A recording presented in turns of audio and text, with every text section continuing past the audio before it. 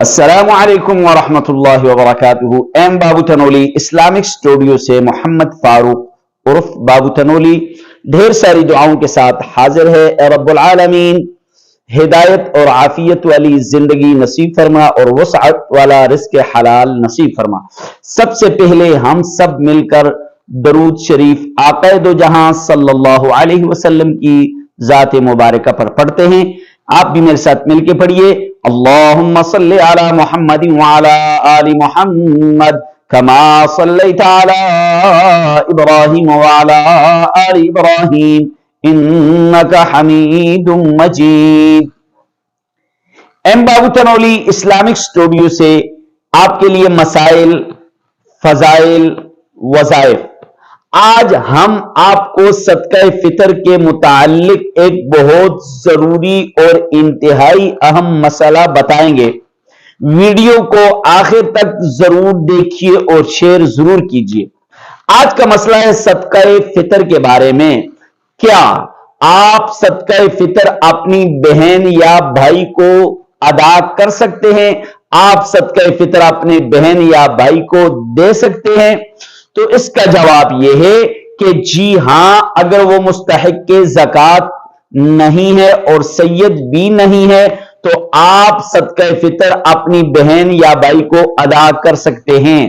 اب سوال یہ پیدا ہوتا ہے کہ مستحق زکوٰۃ کسے کہتے ہیں؟ مستحق زکوٰۃ کا مطلب یہ ہے کہ جس شخص کی ملکیت میں 7.5 تولہ سونا یا 52.5 تولہ چاندی یا ضرورت اور استعمال سے زائد اس مالیت کا مال نہ ہو، اسے مستحق زکوٰۃ کہتے ہیں۔ اسے آپ اپنی بہن یا بھائی کو دے سکتے ہیں۔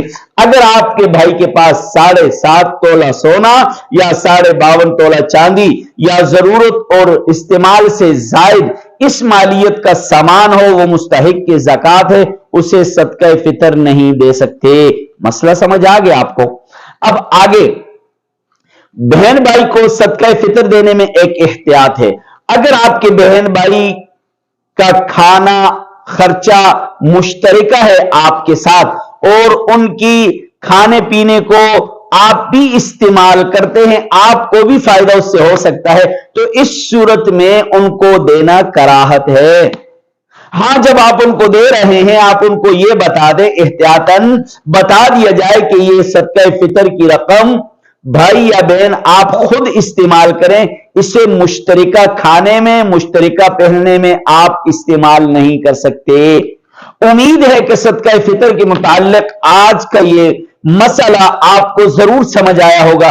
آپ کا حق بنتا ہے کہ اس مسئلے کو دوسروں تک ضرور پہنچائیں، شیئر کریں اور میرے یوٹیوب چینل کو سبسکرائب اور لائک ضرور کیجئے۔ السلام علیکم۔